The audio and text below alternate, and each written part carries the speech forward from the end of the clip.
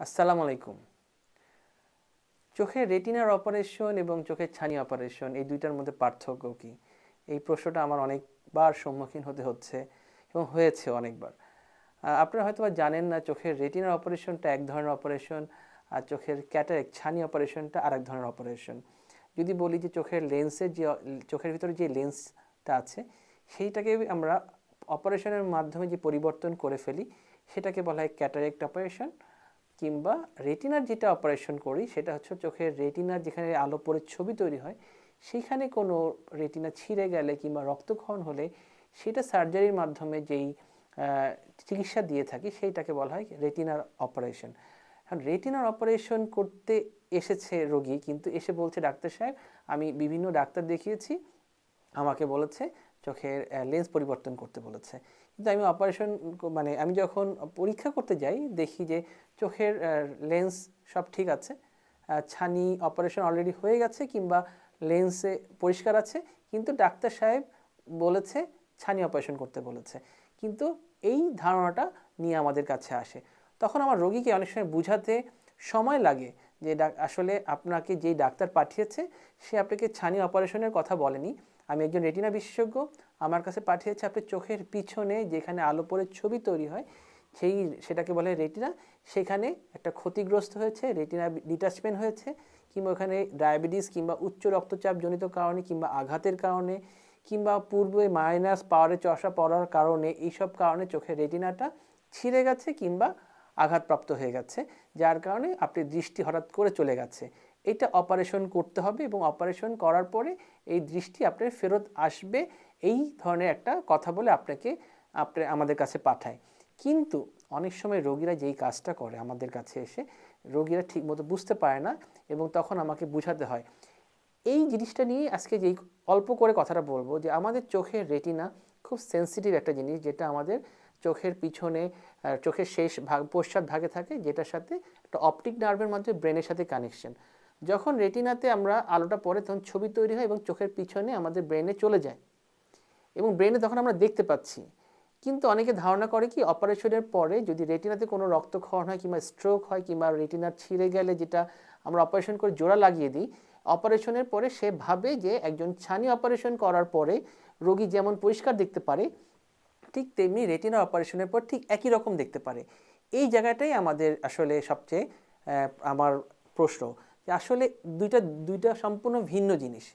আমরা যখন রেটিনার অপারেশন করার পরে অনেক সময় রোগীরা অনেক ভালো দৃষ্টি ফেরত আসে না, যার কারণে রোগীরা অপারেশনের পরে রেটিনা ডক্টরদের উপরে সবসময় সন্তুষ্ট হতে পারে না, যার কারণে রোগীরা অনেক সময় দেখা যাচ্ছে যে আমাদের ডাক্তারদের উপর একটা ভরসা চলে যায়। কিন্তু আমি বলতে চাচ্ছি আপনাদের যারা রেটিনায় সমস্যায় ভুগছেন, রেটিনা অপারেশন করা হয় প্রথম যদি আর্লি চিকিৎসা করা হয়, রেটিনা সার্জারি যদি আর্লি করা হয় তাহলে কিছু দৃষ্টি ফেরত আসার সম্ভাবনা অনেক সময় থাকে। কিন্তু যখন অনেক সময় রোগীরা রেটিনা অপারেশন করার কথা শুনে ভয়ে বিভিন্ন জায়গায় বিভিন্ন ডাক্তারের মতামত নিতে নিতে অনেক সময় অনেক দেরি করে ফেলে, তখন কি হয়, তখন রেটিনা অপারেশন করার পরে যেই দৃষ্টি আসার কথা সেটা দেরিতে করার কারণে সেই দৃষ্টি আসে না।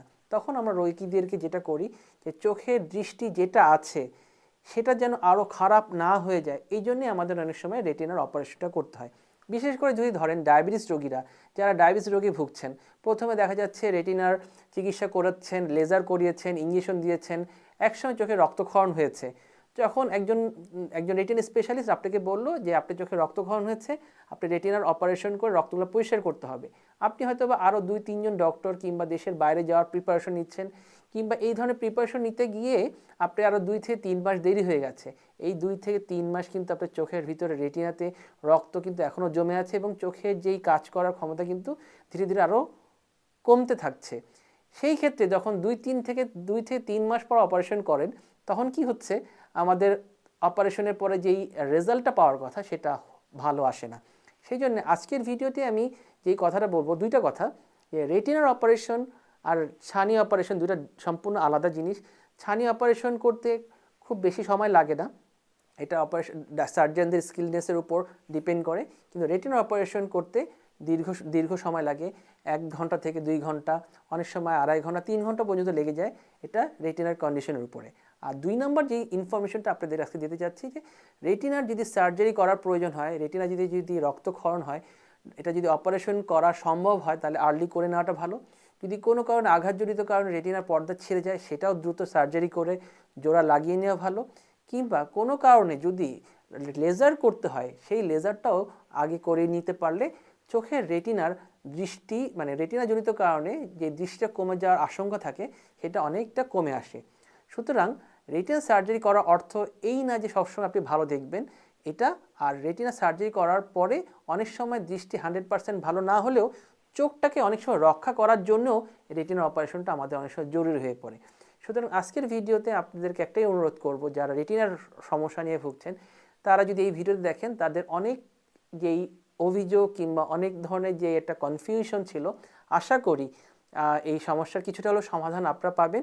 যারা রেটিনা রোগে ভুগছেন শুধুমাত্র এই ভিডিওটি তাদের জন্য খুব কার্যকর ভূমিকা হিসেবে কাজ করবে। ধন্যবাদ।